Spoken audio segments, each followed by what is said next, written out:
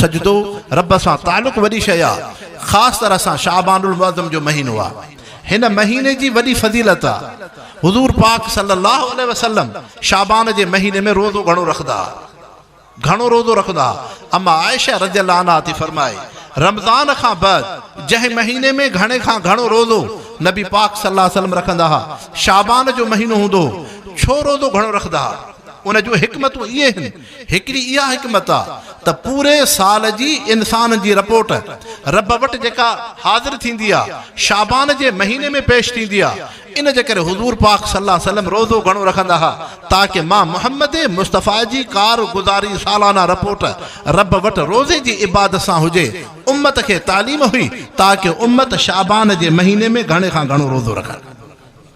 ॿी इहा हिकमत हुई पैगंबर करीम सल्लल्लाहु अलैहि वसल्लम शाबान जे महीने में इन जे करे घणो रोज़ो रखंदा हुआ त 15 शाबान जी राति मलकुल मौत साह कढण वारे फ़रिश्ते जे तरफ़ अल्लाह साईं रजिस्टर हवाले कंदो आहे। 15 शाबान खां ईंदड़ 15 शाबान ताईं जन इंसाननि जे मथां मौत ईंदो, मौत जो रजिस्टर फ़रिश्ते जे हवाले थींदो आहे। महबूब मुस्तफ़ा इन जे करे 15 शाबान खां पहिरियां घणे खां घणो रोज़ो इन जे करे रखंदा हुआ ताकि मां मुहम्मद मुस्तफ़ा जो अमल जेकॾहिं उन फ़रिश्ते वटि रजिस्टर मौत जो हुजे त उन में मुंहिंजो अमल रोज़े जो हुजे। उम्मत खे तालीम हुई ताकि उम्मत घणे खां घणो रोज़े जी इबादत में हुजे। टियों हुज़ूर पाक सल्लल्लाहु अलैहि वसल्लम इन जे करे रोज़ो घणो रखंदा हुआ, इन जे करे रोज़ो घणो रखंदा हुआ त महबूब मुस्तफ़ा रमज़ान जे फ़ज़ीलतुनि तक़रीम ऐं ताज़ीम में उन शाबान जे महीने में रोज़ो घणो रखंदा हुआ। तंहिंजे करे इंसानो 15 शाबान जी राति लैलतुल क़द्र जी राति उहे बरकतुनि भलारियूं रातियूं आहिनि। हज़रत पीरान पीर अब्दुल क़ादिर जीलानी नव्वरल्लाहु मरक़दहू फरमाइनि था अल्लाह साईं इंसाननि खे 2 ईदां ॾिनियूं आहिनि, ईदुल उज़हा ऐं ईदुल फ़ितर।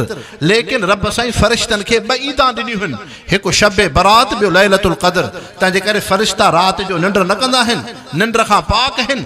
अल्लाह साईं फ़रिश्तनि खे ईदां 2 ॾिनियूं, हिकु 15 शाबान जी राति, ॿी लैलतुल क़द्र जी राति। तंहिंजे करे 15 शाबान जी राति वॾे में वॾी फज़ीलत वारी आहे। पैगंबर करीम सल्लल्लाहु अलैहि वसल्लम फरमायो 15 शाबान जी राति अल्लाह जे तरफ़ां ख़ुसूसी मग़फ़रत माफ़ी जो ऐलान थींदो आहे त को इंसान रब खां माफ़ी वठे त रब तो फरमाए हल मिन मुस्तग़फ़िरिन अग़फ़िरु लह, मां उनखे माफ़ कयां।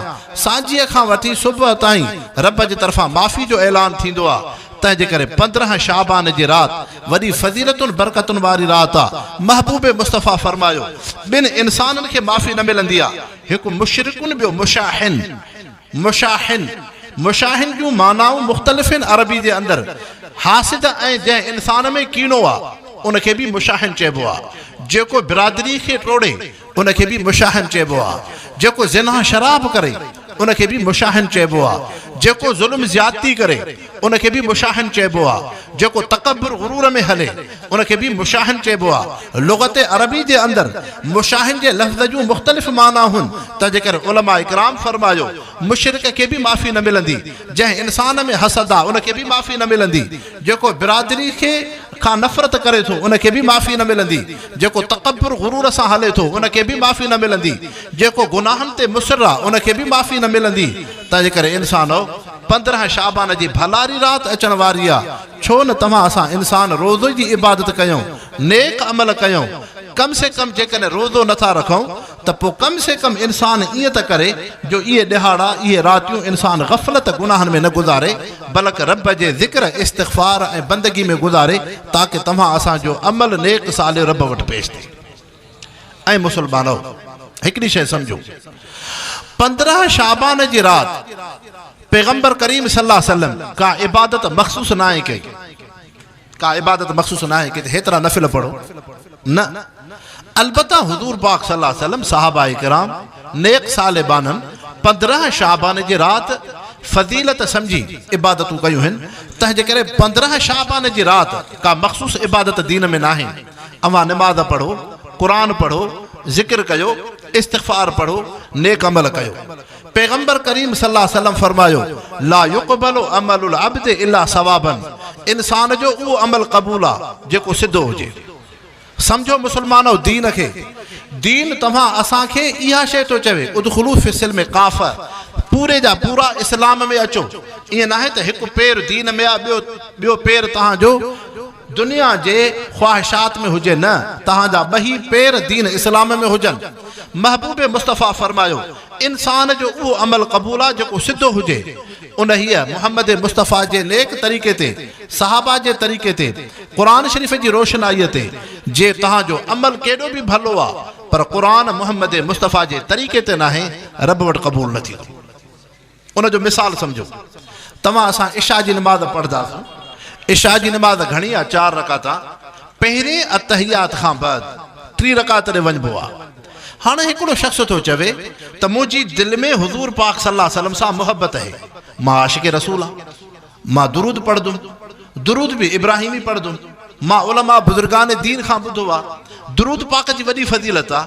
घणे खां घणो दुरूद शरीफ़ पढ़िजे, तंहिंजे करे दुरूद इब्राहिमी वरी सभिनि खां वधीक फज़ीलत वारो आहे। निमाज़ में त उहो ई पढ़ंदा आहियूं आख़िर में, पर मां पहिरें अतहियात में उन खां मां पोइ पढ़ंदुमि जो मुंहिंजी दिलि में हुज़ूर पाक सल्लल्लाहु अलैहि वसल्लम सां मोहबत आहे। हाणे इहो शख़्स पैगम्बर करीम सल्लल्लाहु अलैहि वसल्लम जी मोहबत में दुरूद इब्राहिमी थो पढ़े, जेको निमाज़ में ई पढ़बो आहे पर आख़िरी अतहियात में। हे पहिरें अतहियात खां हे उन वक़्त में थो पढ़े।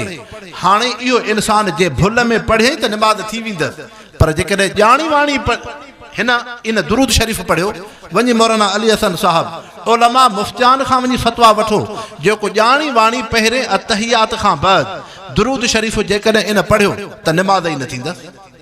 हाणे थोरो सोचो, इन को गुनाह जो कमु त न कयो, हुन त दुरूद पाक पढ़ियो आहे, दुरूद इब्राहिमी पढ़ियो आहे। इहो महबूब मुस्तफ़ा फरमायो ला युक़बलु अमलुल अब्द इल्ला सवाबन, इंसान जो उहो अमल क़बूल आहे जेको सिधो हुजे। मुसलमानो, तंहिंजे करे 15 शाबान जी रात बराबरि फज़ीलत वारी आहे, लेकिन दीन में इबादत मख़सूस न आहे। कॾहिं इंसान निमाज़ पढ़े, कॾहिं क़ुरान शरीफ़ पढ़े, कॾहिं ज़िक्र करे, कॾहिं दुरूद शरीफ़ पढ़े, कॾहिं इस्तिग़फ़ार करे, तंहिंजे करे अमल उहो क़बूल आहे रब वटि जेको मुहम्मद मुस्तफ़ा सहाबा जे नक्श क़दम ते हुजे। अल्लाह साईं तव्हां असांजी हाज़िरी क़बूल फ़रमाए। रब साईं तव्हां असांखे भलारी रात पंहिंजे बंदगी तौबा इस्तिग़फ़ार जी अल्लाह साईं हर इंसान खे तौफ़ीक़ अता फ़रमाए। गुज़िरियल गुनाहनि जी अल्लाह साईं माफ़ी ऐं बख़्शिश जो ऐलान फ़रमाए। रब साईं तव्हां असांखे रमज़ानुल मुबारक जूं बरकतूं उलमाए हक़ ऐं उलमाए दीन सां निस्बत अल्लाह साईं तव्हां असांजी दाइम क़ाइम फ़रमाए।